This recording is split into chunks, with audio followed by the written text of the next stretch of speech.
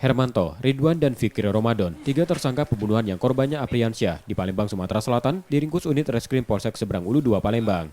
Dari tersangka, polisi menyita senjata tajam dan sepeda motor yang digunakan tersangka saat membunuh korban. Polisi menerangkan, peristiwa terjadi pada 2 hari setelah Hari Raya Idul Fitri lalu.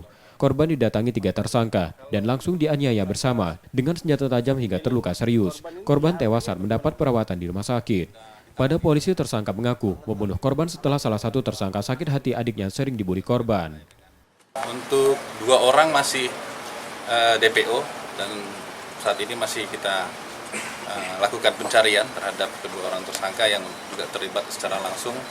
Untuk motifnya mereka balas dendam.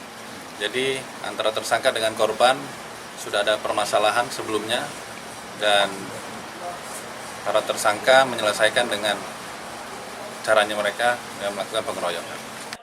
Para tersangka terancam hukuman 7 tahun penjara karena perbuatan tersebut. Yudi Kiswanto, Kompas TV, Palembang, Sumatera Selatan.